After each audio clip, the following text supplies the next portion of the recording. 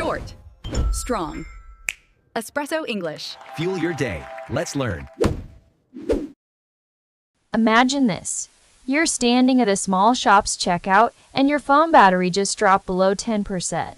The Wi-Fi is shaky and the line behind you is growing longer by the second. Yeah, and the cashier's looking at you like, hurry up! You're stuck deciding, do you pull out your cash wallet or try to tap and hope the digital payment goes through without holding up everyone? It's one of those moments where you feel caught between two worlds. On one hand, digital payment promises convenience and speed. On the other hand, cash feels reliable, especially when technology isn't cooperating. Exactly, and this isn't just about money, it's about trust, risk, and sometimes a bit of embarrassment. Hi everyone, I'm Arya, and with me is James. This is Espresso English Podcast, your place to explore real-life English and the stories behind everyday choices. This episode's perfect for intermediate learners B1 level. Beginners, you're more than welcome to join us too.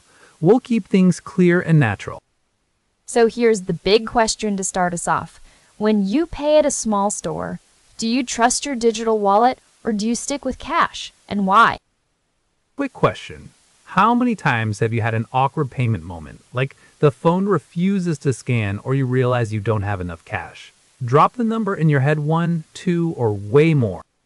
We're diving deep into the trust behind these choices. It turns out there's a lot going on mentally when we tap our phones or pull out bills. And there is one thing we discovered that really changes how confident you feel at checkout. But we'll get to that soon. Stay until the end for our Word Tour 5 powerful expressions about trust, backup plans, and those moments when things get inconvenient. Now I'm guessing most of you are listening while waiting in line yourself, maybe even deciding how to pay right now. Or you're sipping coffee and realizing this podcast might just help avoid those awkward moments next time. And later, we'll give you one tiny trick to keep your payment smooth no matter what happens. But first, we'll explore why this simple choice isn't so simple after all. So, let me set the scene. You're at a tiny local Cafe 1 where everyone knows each other, right? You decide to tap your phone to pay, feeling like you're being ultra-modern. But suddenly, the payment just won't go through.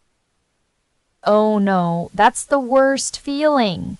You look at your phone trying again and again, but the screen freezes. Maybe the network's slow or your phone acts up. And the line behind you, it's not getting any shorter. Meanwhile, the barista is giving you the "Are you okay?" look, and you're stuck there, sweating. You realize that relying only on your phone wasn't such a reliable plan after all. And that moment right there is where many people start doubting digital payments. It can be really inconvenient when your reliable technology turns out not to be so reliable. Exactly. That's why I always carry a cash backup even if I hate pulling it out in front of strangers. It gives me peace of mind because if the digital option fails, I'm not holding up the whole queue. And it's not just about convenience. That feeling of holding up others triggers anxiety. You freeze and your brain goes blank. It's amazing how much we care about avoiding awkward moments. I've been there, standing there holding my phone, tapping repeatedly, but nothing's happening. Then I finally throw my hands up and say, "Fine, here's cash." It's definitely inconvenient. So it turns out trust plays a huge role, whether you trust technology or cash. It's about how safe and predictable each feels in the moment. Let me share a quick story. Last week I was buying snacks at a busy street stall. I tried scanning the QR code, but the internet was spotty. The scanning process kept stalling, which was holding up the line. People started sighing behind me and I could feel the heat rising in my face. Sounds like a nightmare. What did you do? I reached into my pocket and pulled out cash as my backup. That saved the situation. But the whole experience made me think. Digital payment isn't always the faster option. That's a perfect example of why having a backup is so important. And this experience isn't unique. Many people have their own story of a digital fail during a busy moment. And here's something interesting. The inconvenience feels worse than it actually is. We blow it up in our minds because of the social pressure when you're at the counter. I totally get that. When you think about it, cash is often seen as old school, but it's still incredibly reliable because it doesn't depend on a phone battery or network signal. Now, let's switch gears a bit. Picture the exact opposite, where you only carry cash and avoid digital payments. You get to the shop, but the cashier wants to tap the card or scan your phone. They say it's safer for records or faster for refunds. But suddenly you feel out of place, like you're stuck in the past. You hold up the queue because you have to count bills or wait for change. It gets inconvenient for the people behind you and stressful for you too. That tension between what feels easy for you and what's normal for everyone else highlights that trust and habit are deeply connected. Which reminds me, we promised a quick role play to show this exact scenario in action. Ready? Ready. I'll be the customer fumbling with cash. Go ahead and be the cashier. Sorry, sir. Could you hurry up with the cash? We're getting a line here. Hold on. That sounds a bit rude and awkward, right? It does? What's wrong with that? Well, it comes across as impatient. It might feel like the cashier is blaming the customer for holding up the line. So what would be more natural? More like what a native speaker would say. 2 options. 1. Take your time, but we do have a line forming. Or 2. Let me know if you want me to help with the cash. Both are polite and show understanding. I see. So instead of sounding rushed or annoyed, it's better to acknowledge the wait gently and offer help. Exactly. And that little change can reduce stress for everyone, customer and cashier alike. Makes total sense. I'll try this next time. So, to connect it back, the choice between cash and digital often depends on how reliable we believe each method is in that moment. And having a backup plan like carrying some cash, even if you prefer digital, is key to avoiding inconvenient, tense moments. Plus, by observing how people around us pay, we can better understand the cultural habits influencing trust and reduce that feeling of being out of place. And by the way, there is a phrase for having a secondary option like this. It's called a backup, and it's going to come up again later in our word tour. Stay tuned, because we'll break down all the phrases and share some tips on how to use them naturally. So here's where I push back a little. I don't think the answer is simply digital is better. If your phone dies, your app glitches, or the signal drops, that so-called modern choice can become wildly inconvenient. But you're missing the whole picture. Digital payment isn't just about speed. It's about reducing friction in daily life. If a method works most of the time, that's reliable enough for most people. I disagree.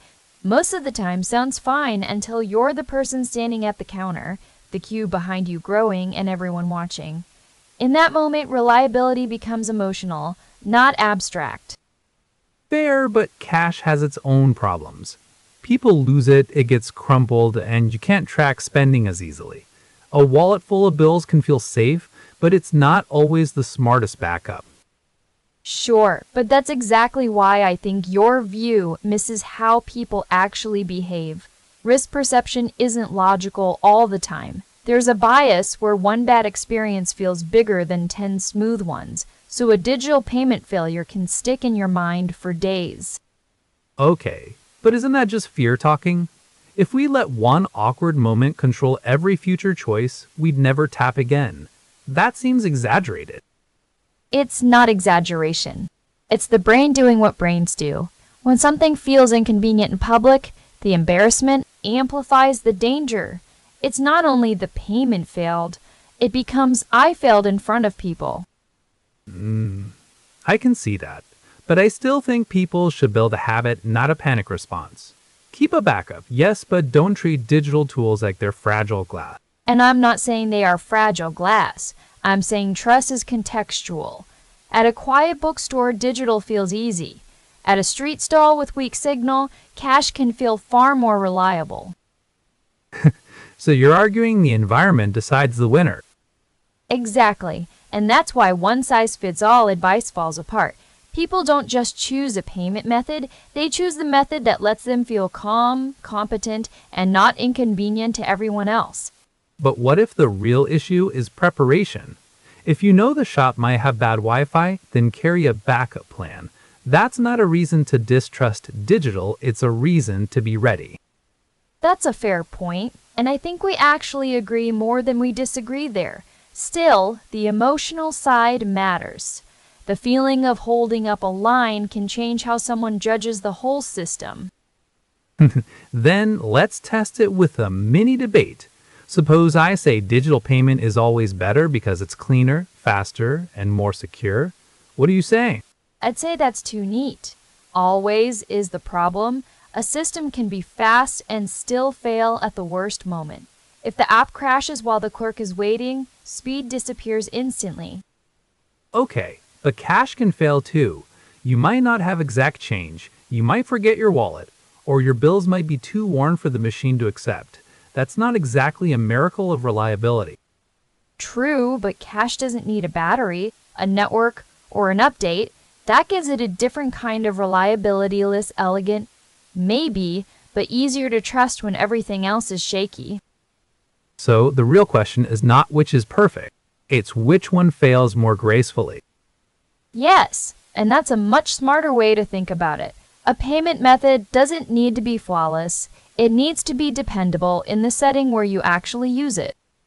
I'll concede that, but I still want listeners to hear this clearly. If digital is your main choice, don't turn one bad moment into a permanent belief that it's useless.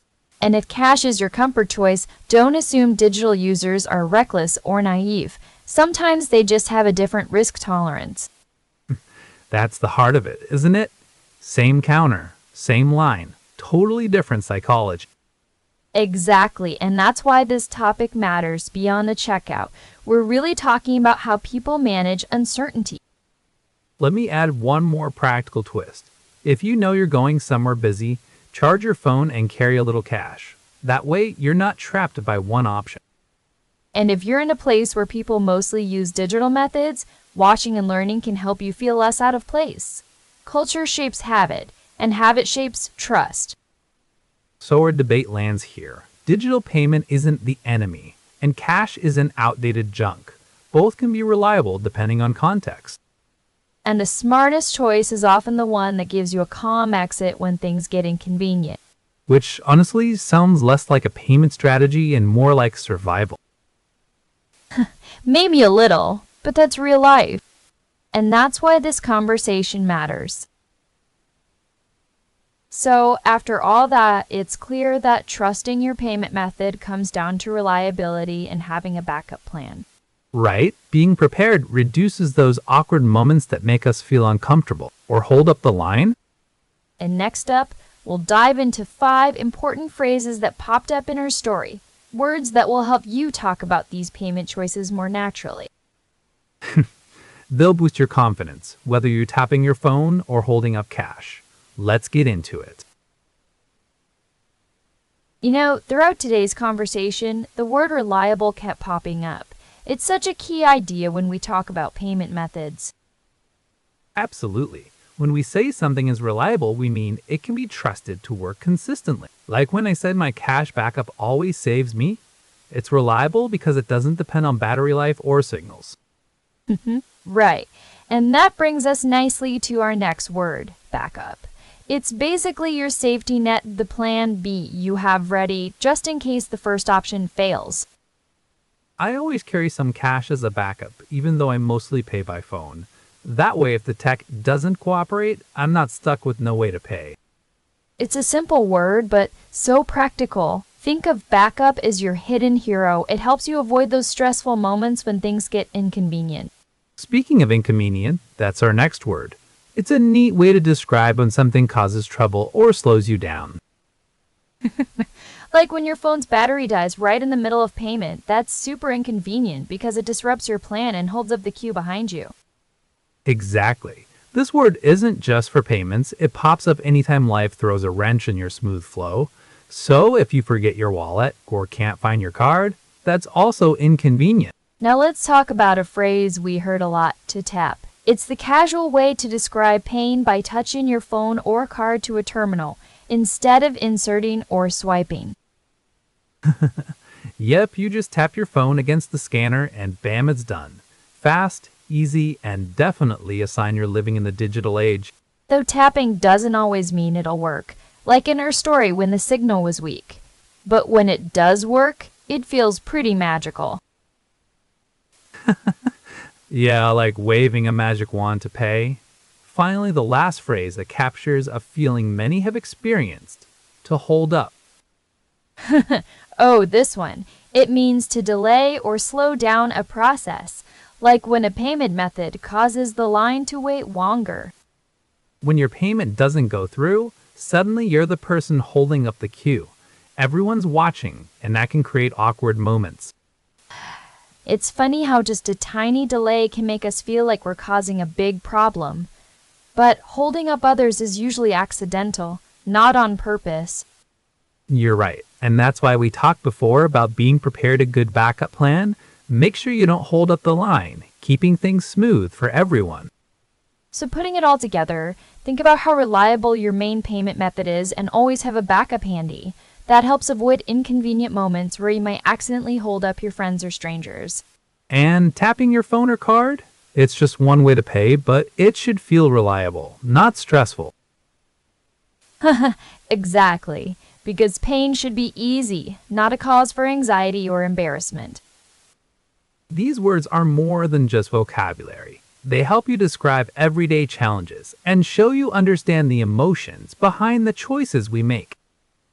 And once you know these expressions, you'll sound more natural next time you talk about money, technology, or even those awkward moments at the checkout.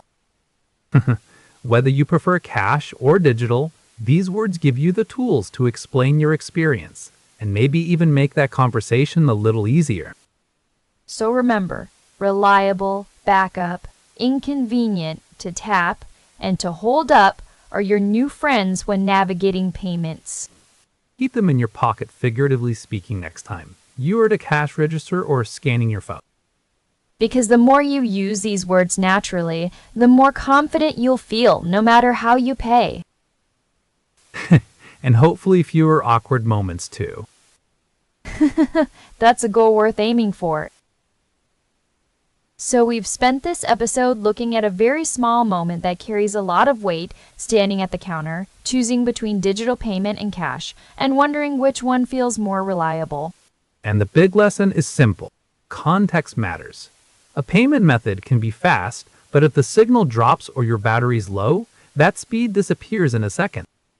Right, and that's why a backup matters so much. If you've got a charged phone and a few notes in your wallet, you're not trapped by one option.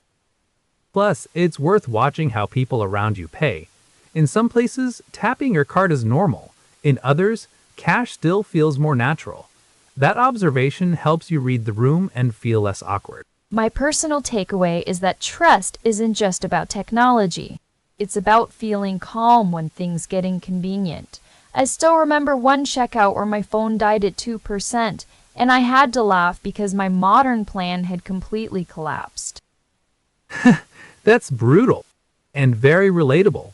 Mine was a street stall where I had cash but no small change, so I ended up borrowing coins from a friend. So even cash needs a little planning. If you want a practical strategy, here's the easiest one. Before you go out, check your phone battery, your data, and your wallet. That tiny habit can save you from a lot of stress. And if you're ever unsure, use the option that keeps the line moving. Don't let one awkward moment turn into a bigger panic than it needs to be. So, try this week. Notice what payment method people use around you and keep one backup ready. You might be surprised by how much calmer you feel. Before you go, we want to hear from you. Tell us in the comments, when you're at a small shop, do you trust digital payment more, or do you still prefer cash? We read every single comment.